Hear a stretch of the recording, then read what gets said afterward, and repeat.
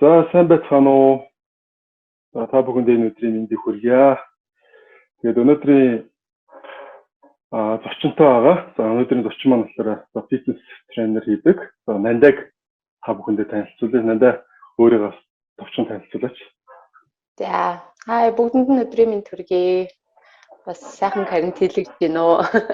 За би болохоор Голд Gym-ийн багш дасгалжуулагч, хувийн дасгалжуулагч Нандаа байна. Тэгээд саяхан бас бидгээ хамт хоёр Нандаа hot cardio studio гэдээ нээсэн байгаа. Тэгээд хоёр талд тренинг хийгээл байж байна.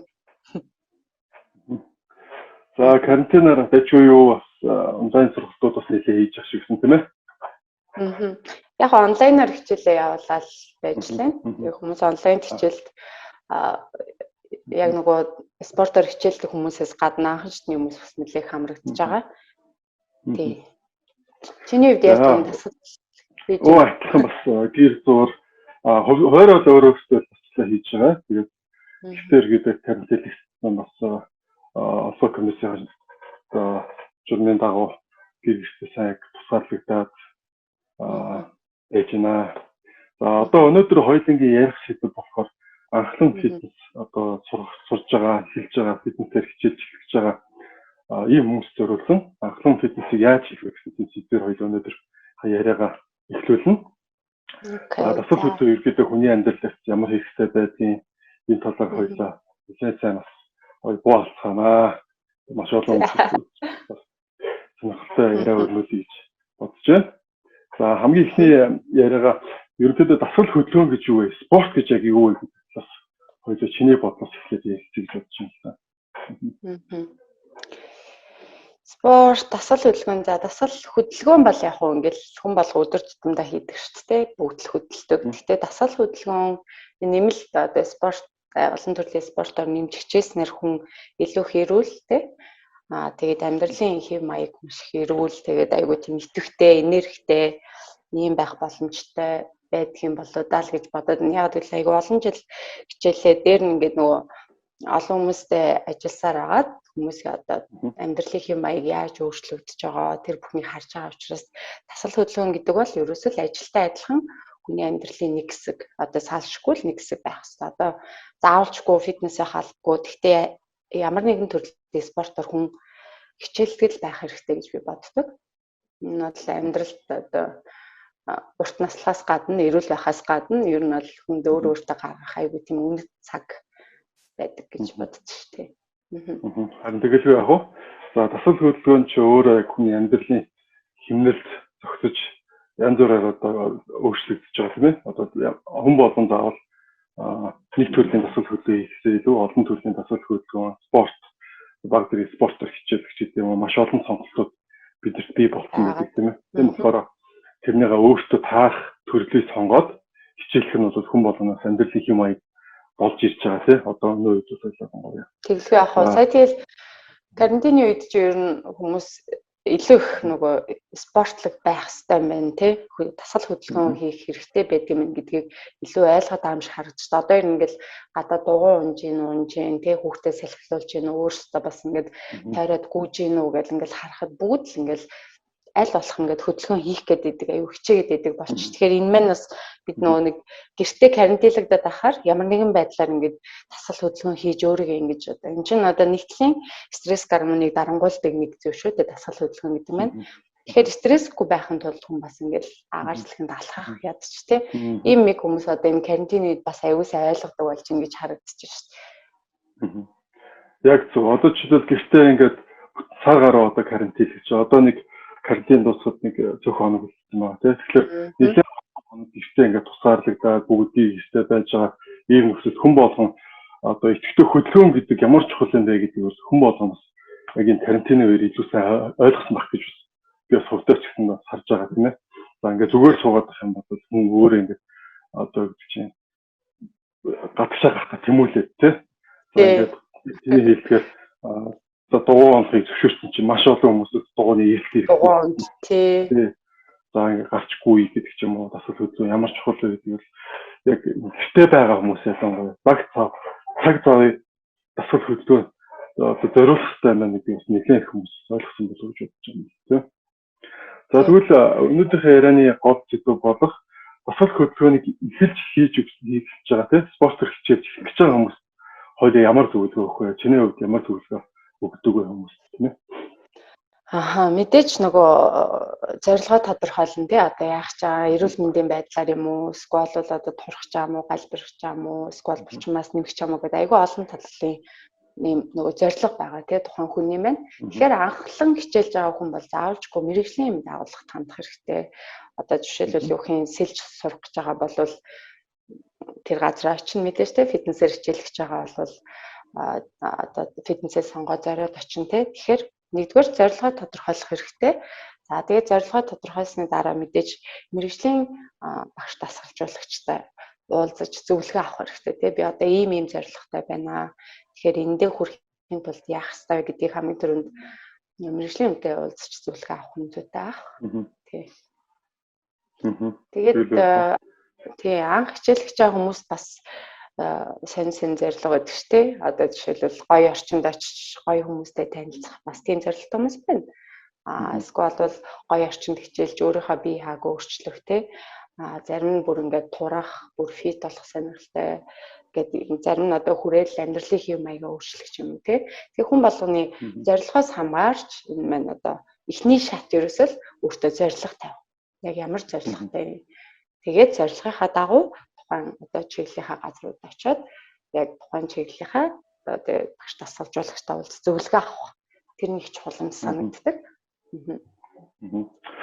Тийм болохоор мэдээж яг одоо тухайн хүн ямар нэгэн спорт дасгал хөдөлгөөнийг сонголоо гэж бодоход тэр маань бол анхан шатны мэдээлэлтгөөнийг бол мэрэгжлийн багш дасгалжуулагч нар өөртөө зөвлөөд тийм амьдралын хяналтанд шингээж өгнө гэсэн үг шүү дээ. Шигтгэж өгнө гэсэн үг шүү дээ. За дасгал хөдөлгөөнийг эхлэхээс өмнө одоо мөн чанарын бас миний бодлоор ойлгоцсон хэрэгтэй юм бол юм шиг боддог л доо. Дасгал хөдөлгөөн хүнд ямар хэрэгтэй юм бэ? Яг ямар зорилго одоо эхлээд зорилгоо тодорхойлохоос өмнө эхлээд өөрийнхөө хэрэгцээгээ тодорхойлох хэрэгтэй гэж боддог. Тэглэх яах вэ? Надад ямар хэрэгтэй юм? Стресс тайлах зорилгоор юм уу? Жим хасах зорилгоор юм уу? Эсвэл зүрхний хэлбэртэй булчингаа одоо томруулах зорилготой юм уу гэх юм те. Эсвэл бол яг одоо эхлэх хэрэгтэй юу? Сарын дараа эхлэх хэрэгтэй юу? Жилийн дараа эхлэх хэрэгтэй юу гэх хүн яг өөрөө тэрийг эхлээд ямар хизээ хэрэгцээтэй гэдгийг тодорхойлох хэрэгтэй юм болж байна. Тэглэх яах вэ? Энэ маань хөдөлгөөний дасгал хөдөлгөөн маань бол тийм болохоор ямар өр өгөөчтэй гэдгийг эхлээд таних хэрэгтэй байх гэж боддог. Одоо магадгүй зүгээр дасгал хөдөлгөөн бол зүгээр жин хасах зорилготой гэдэг их хүн гэж ойлголттой тийм ээ. Тэрнээс гадна маш олон давуу талтай гэдэг бол хүн болгон одоо мэрэгжлийн багш дасгалжуулагч тэр ялангуяа багш нар бол илүү сайн мэддэг. Тэрийг бол аль болохоор зөвлөж түгээж явах хэрэгтэй юм болов уу гэж боддог л доо. Одоо жишээлх юм бол за эрүүл мэнд мэдээж хэрэг ойлгомжтой. Одоо процессыг гэрчмтэй явуулах тий. Одоо биений эрүүл мэнд байх талаас бол номер 1 одоо чухал үүрэгтэй. За аз жаргалтай байх тийм ээ. Одоо нэг стресс гэдэг зүйлийг давангаалж яг тийм. Тэрийг бид нар одоо дасгал хөдөлгөөн хийж эхэлж байгаа хүмүүст аюул сан тайлбарж ойлгуулж хэрэгтэй юм болов уу гэж хардаг л да. Тэгээ миний бодлоор бас бүтээмж өндөр болдог тийм ээ. Бүтээмж. Тэг яах вэ? Одоо жишээлбэл би миний хувьд гэх юм бол өглөө тусаад дасгалаа хийчих юм бол тухайн миний бүтэн өдрийн бүтээмж нь 50% ингээд биелсэн юм шиг надад санагдаад байна. Дасгалаа хийчихээр. Тэгээ бусад ажил хөдөлмөрөө хөөцөлтөөд ингээд гадуур явах юм бол 50% хийсэн юм чинь тэгэл санаж маш өндөр байна тий. Миний хувьд бол тэг сан. Чиний хувьд ямар санагдав?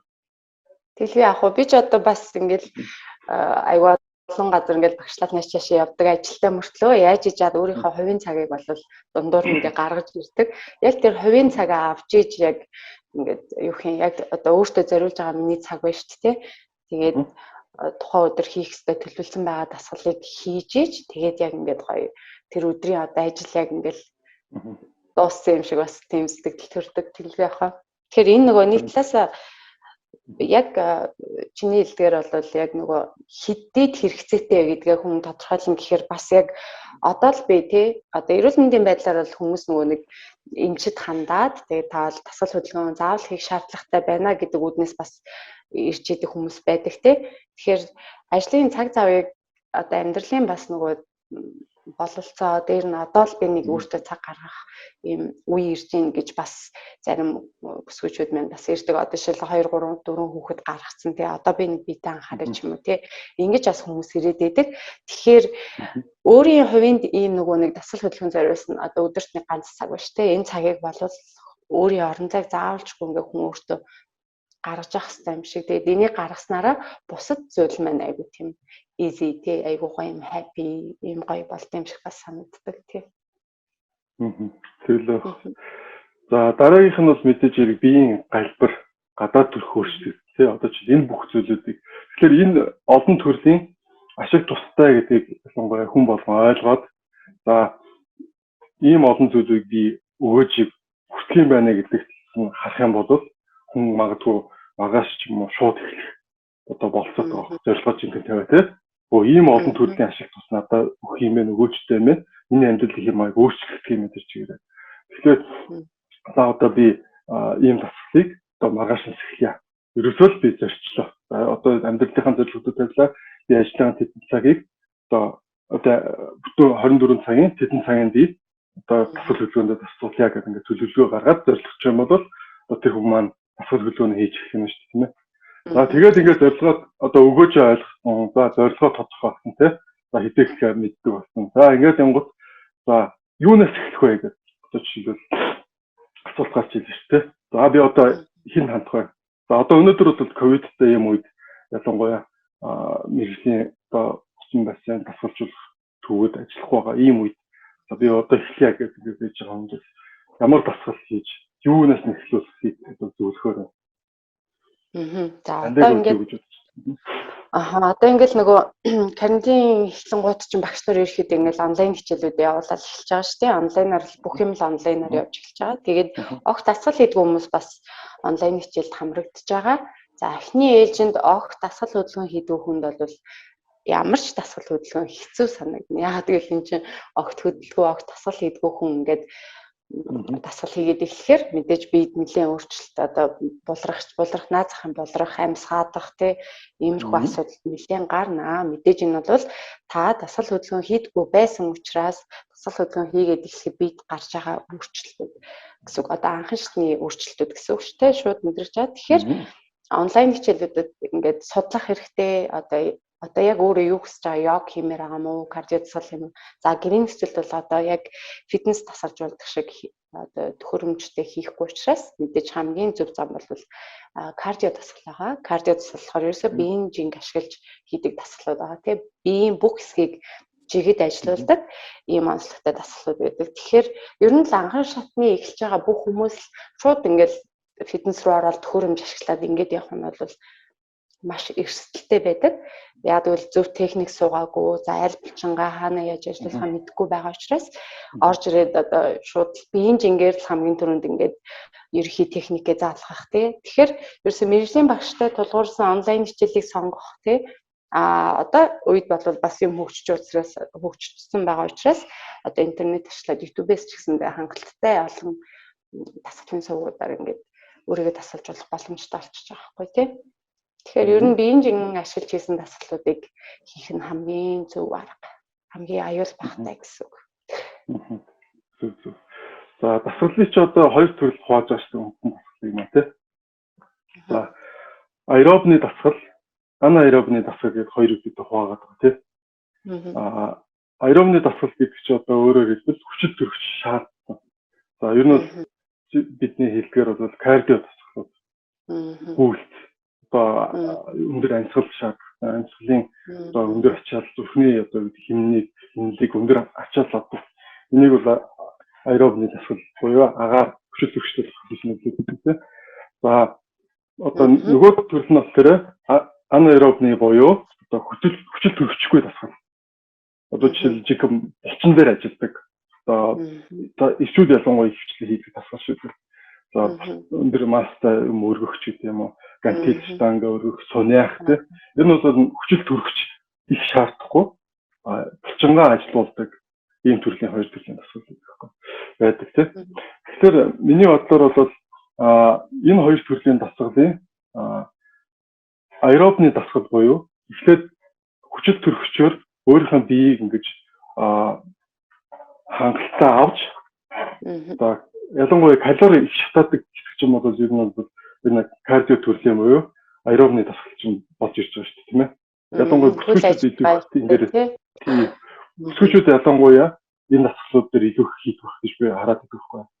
Залуучуудын сонирхол дээр булчингаа томруулах, том булчинтай маастай гоё хэлбэртэй болох ч гэдэг юм уу тийм. Тийм болохоор нөгөө анаэробны дасгал руугаа илүү их цагаа зарцуулаад байгаа. Чиний хувьд ер нь юу гэж бодож байна? Тий, уул нь энэ хоёр төрлийг хоёулангийн холбож иж энэ чинь яг ингээд юм төвс гоё юу болох гэдэг байхгүй тий. Тэгэхээр эмэгтэй хүн болохоор нөгөө нэг ийм хүнд төмөр мөмөр өргөж болохгүй гэсэн тийм ойлголт бол байхгүй. Яг гэвэл эмэгтэйчүүд маань бас кардио одоо биенжин хийдэг одоо спиннинг энтер айгүйх явдаг тий. Групп хичээлүүд бас их явдаг. Үүний хажуур нэг 7 хоногт нэг 2-3 удаа одоо хүчний засгал буюу хүндэг өргөлтийн дасгалуудыг хийж явах юм бол одоо ясны сэрэгжил зогсох.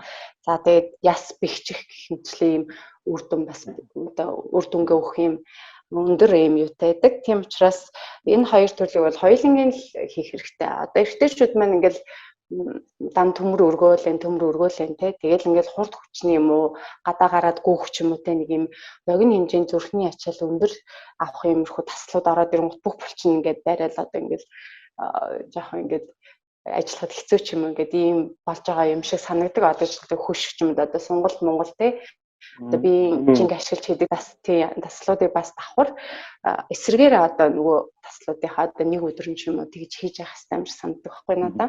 Яг бол энэ хоёрыг хоёулангийн ингээд холбож иж амар гоё төгсөн аль алийг ингээд хөрвүүлээд хийж чаддаг. Тийм болох юм санагддаг тий.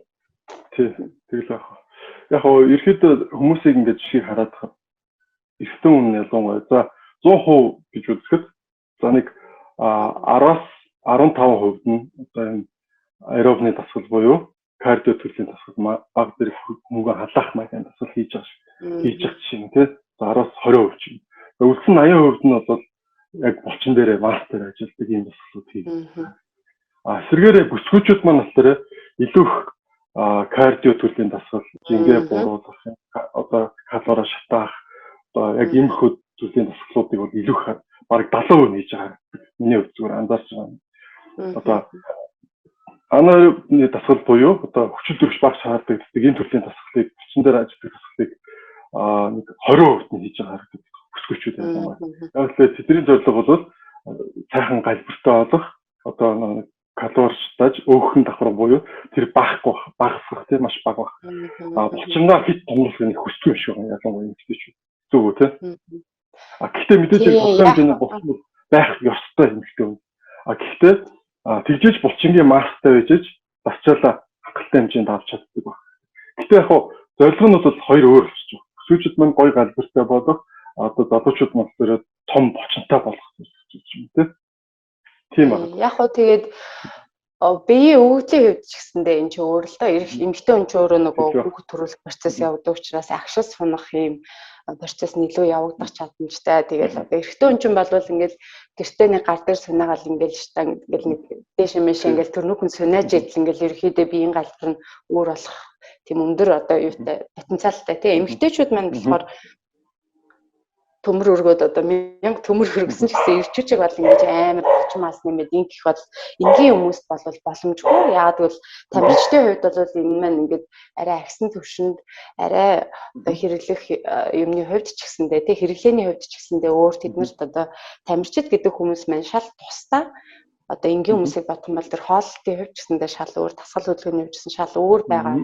Одоо яг зорил тавиад одоо тэр бүхнийг бий болгож байгаа учраас бүсгүүчүүд маань шууд төмөр өргөөл яг энэ амар булчинтай хүүхнүүд ч болно гэж тийм юм бол байхгүй. Одоо энэ кардио дасгал болон хүчний дасгалын тухай тэгээ хамгийн түрүүнд аюу тийм шинжлэх ухаанч тийм ойлголттой байх хэрэгтэй болчих жоохгүй тий фитнес гэж яг юу юм за усан сэлтэн тэгвэл юун зориулагдсан. За кардио дасгал хийгээд ах юм бол ямар болох юм бэ гэдэг ойлголтуудаа маш сайн аваад судлах хэрэгтэй.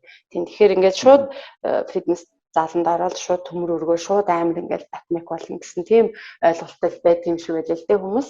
Тэгэхээр одоо энэ кардио дасгал ч гэсэндээ зүгээр кардио дасгал хийгээд хүн зөвлөхөр зам дээр гүгээл байдаг нэг тийм хүмүүс байдаг шүү дээ. Кардио дасгал гэдэг нь одоо гүйж ойлгосон байдаг тийм. Бенж ингээ ашиглаад хийж байгаа бүх дасгал ерөөсөө кардио дасгалд ордог. Тэгээ маш олон гоё дасгалууд байдаг. Одоо жимфлүүр жижиг булчингуудыг ажилладаг. Тийм учраас эмэгтэй үнийг аюу гоё юм гайлбарлаг зөв юм хөгжилтэй болгож өгдөг байхгүй. Тэгэхээр үүн дээр бас хооллолт энэ төр гэл зөндөө юм ороод ирнэ л дээ тий. Тэгэхээр анхны хичээлж байгаа хүмүүс бол эхлээд ойлголтоо тийм маш сайн зөв авах хэрэгтэй юм шиг байна тий. Тий. Одоо жишээлбэл манай Herbalife хэрэгэлдэг маш олон мянган гишүүд байгаа. За тэдний гол зорилго нь бол мэдээж хэрэг хамгийн анхны зорилго бол эрүүл амьдралын хэмжээ хаягтай болъё те.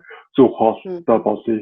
За ингээм амьдралын хэмжээг өөрчлөе, өөрийгөө маш гоё эрүүлэр бас амьдрий гэдэг тийм зорилготой одоо манай бүтээгдэхүүнүүдийг одоо хэрэгжилж одоо явж байгаа. За тэгээд манай Herbalife-ийн зорилго болохоор ийм байдаг. За 20% спорт 80% хоол. Тэгжээж 100% сэтгэл ханамжийг бий болгоно гэсэн юм манай үндсэн одоо урай зорилго одоо урай байж идэг. Тэрний хүрээнд ерөөдөө гişүүд маань бол эхний зорилго нь бол зөвхөн хоолтон дээр тулгуулж одоо орж ирдэг бол нэмэлтээр 20% одоо дасгал хөдөлгөөнийг бид нэр зөвлөж одоо хийж явах хэрэгтэй. Дорож нийт 100% гэж ерөөдөө үзчихвэл 20% нь бид нэр дасгал хөдөлгөөнийг багтаал хийж явах хэрэгтэй маа гэдэг тийм зөвлөмжийг ерөөдөө өгдөг. За тийм болохоор суурь маань болохоор ерөөдөө хоолтноос эхлүүлээд дасгал хөдөлгөөнөөр ингэж шилжиж байгаа ийм процесс явагддаг манай ялангуяа гişүүдийн хувьд юм байна тийм.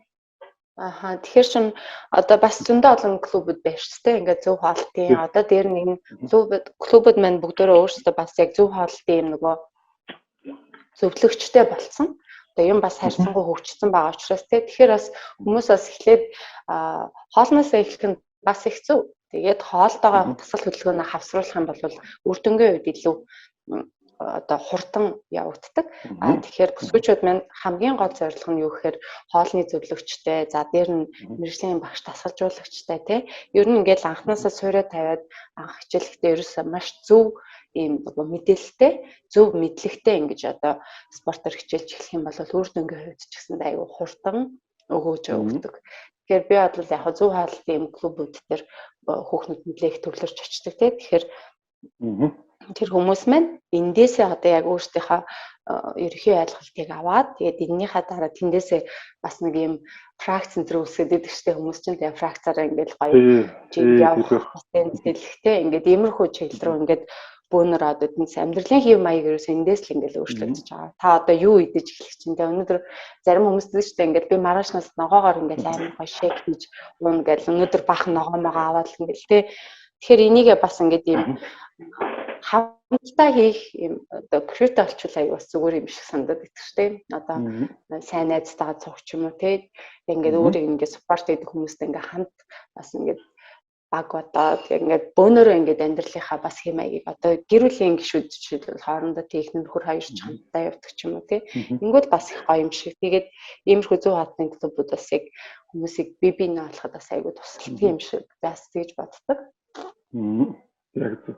Ялангуяа дасгал хөдөлгөөн гэдэг бол зөвхөн робот шиг тийм заавал ингээд хийх ёстой, тэгэх ёстой, за тийм зааланд ингэж ёстой гэхээсээ илүү хүн өөртөө тааруулаад гоё тийм сонирхлын клуб үүсгэх илүү ирээдүйн аюу тийм юмуд илүү үр дүнтэй байгаа тийм ээ.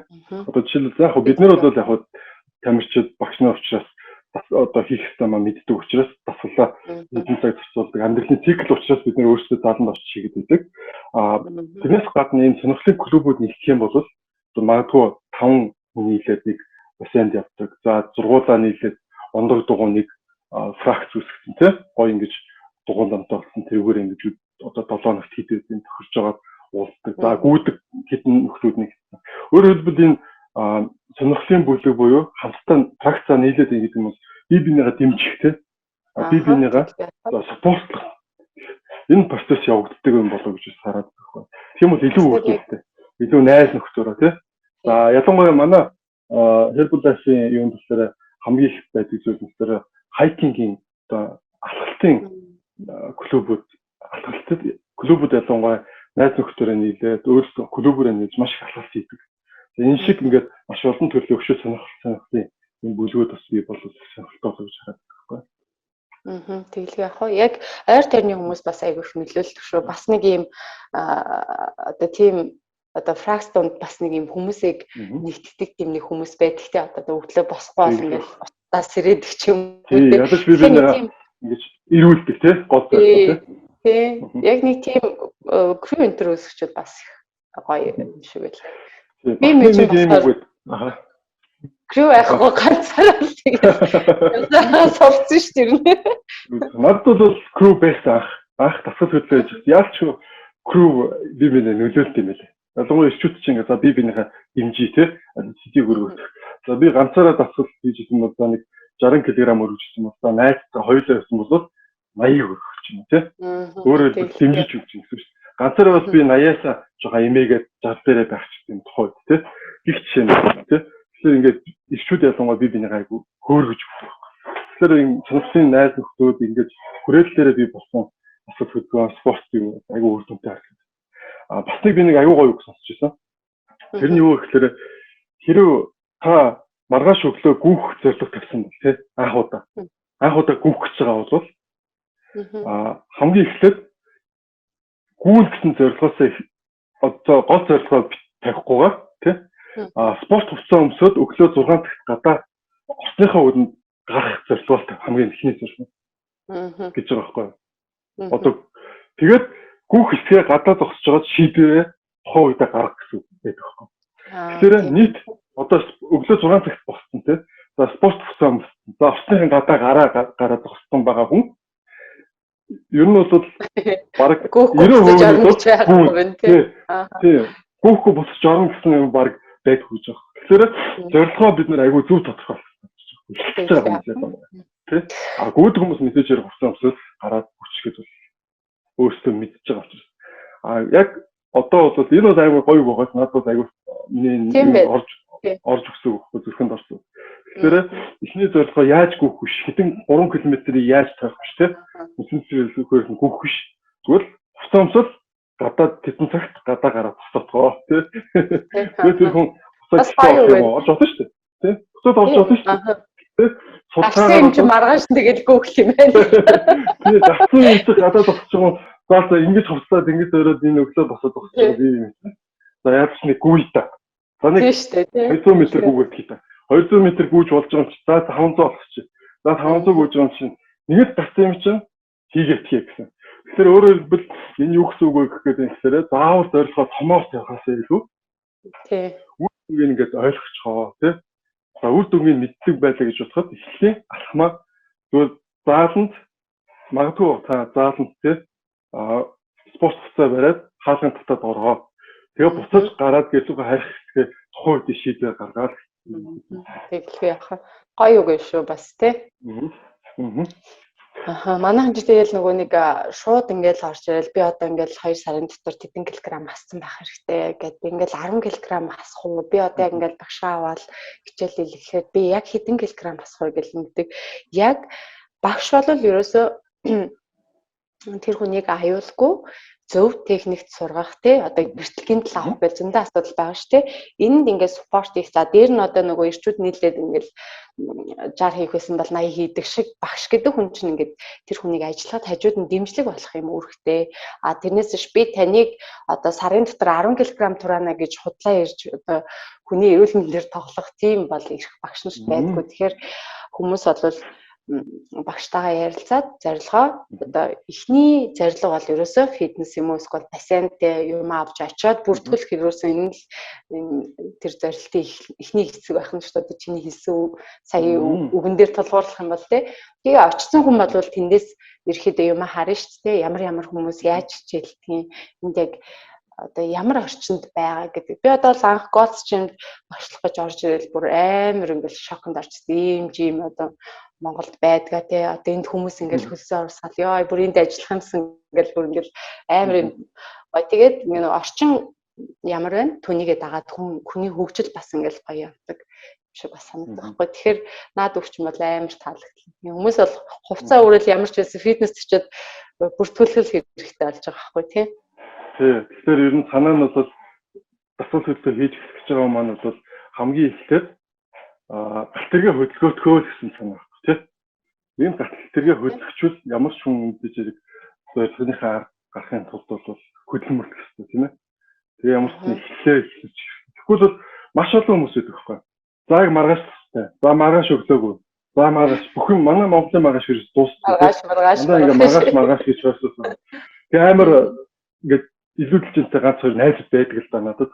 Тэгээ цаа чи ингээ чи тэгээ чи тасгал хийгээ чи босгол надаас дүүлгээ авч. За тэгээ. За тэгж байгаа. За тэгж байгаа. Тэгээ ингээ одонгоос ингээ айгүй олон жилийн өмнө дээр хүмүүс ингээ санаад авч ирсэн байгаа байхгүй. Одоо яг маань хүмүүс бол байдгаараа байгаа тийм. Магадгүй хизээ тэр хүн тасгалгаа хөдөлгөх юм байгаа юм лээ гэж үзэхгүй. Тийм. Гэтэ бас нэг юу байдаг шүү дээ. Одоо за маргааш гэж чамаас ингээд нөгөө санаа зовол яваал нь шүү дээ. Нэг хүн чинь тэгээд амар олон жил ингээл явна. Гэтэ тэр бодол ингээл дотор нь тэлтэл яваад идэм шиг аа. Ерөөс алхмаа хийхгүй тийм. Ингээл хийчих юмсан гэсэн бодол байгаад байдаг. Тэрэндээ одоо ингээл алхам хийдэггүй. Гэтэ ер нь бол хизээч хариуцдаггүй гэж би боддیں۔ Одоо хизээч. Магадгүй хүмүүс ингэж боддог юм шиг аа. Амар их том ингээл одоо гарч гүгээд ингэдэг амар тийм хүчтэй том зорилго тийм.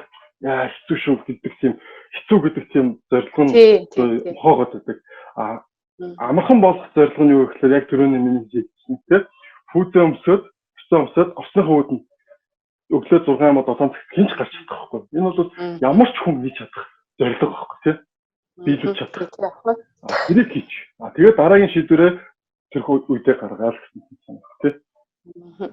Тэгээ мэдээж хэрэг үргэлжлүүлээд ингээд дараа нь ингээд тасгал хөдлөө хийгэх юм бол үе шаттай хийх хэрэгтэй, мэрэгжлийн үнэстэй үлгээ авах хэрэгтэй, үр дүнтэй болохын тулд тийм мэдээж хэрэг багш нартайгаа зөвлөж ийж үр дүнгээ тодорхойлж ийж маш олон шат амжилттай тийм ингэж хийх хэрэгтэй гэсэн зүйлүүд байдаг тийм ээ.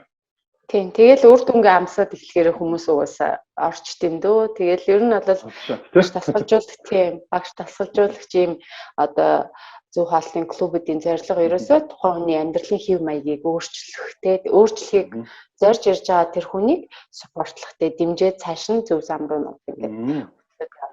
Тэгэхээр энэ дээр бас нөгөө хувь хүний маань өөрийнх нь хандлага айгуу чухал болчих юм л да. Би нэг сонгохгүй юу тийм. Яг нэг амьдралын хүсэж байгаа идж байгаа дөхнөө мөхнөө гэж хүний сонголт гэдэг хүмүүс байдаг шүү дээ. Тий заавал ингэж би бах өдөө зовоож явах мууж явах гэд. Гэтэ одоо бол тасал хөдөлгөөн гэдэг зүйл болвол хүний амьдралын л яг бас нэг сонголт байхгүй юу? Яаж амьдрах вэ? Тэгэхээр одоо карантины үед бол бид нэр тасал хөдөлгөөн гэдэг нь ямар хэрэгтэй вэ гэдгийг ойлгосон учраас хүн болгон л чадхаар энийг хийж байгаа гэж ойлгоод байхгүй юу?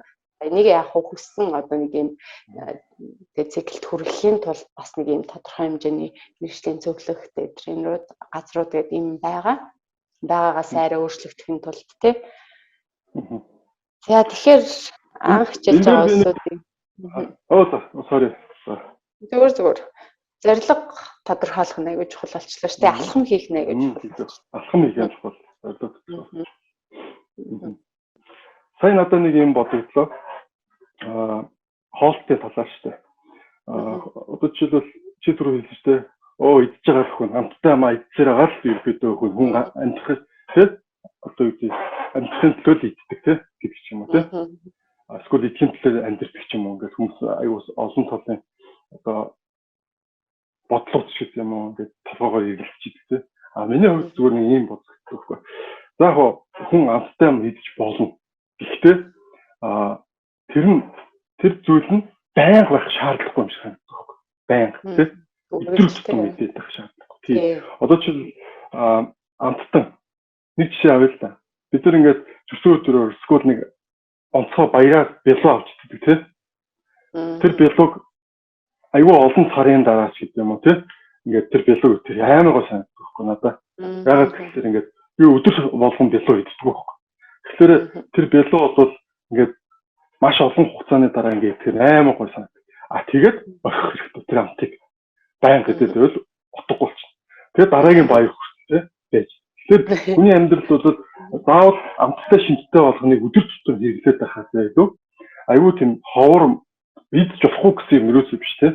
Ховор ингэж байх тусмаа илүү сэтгэл өндөр ханамжтай байдаг гэж боддог. Тухайн зүйлтэй. Тэгээ хүн өдөр тутмдаа бол бид хэрэгцээтэй юмаа идэх хэрэгтэй. Бид хэрэгтэй. хэрэгтэй чухал.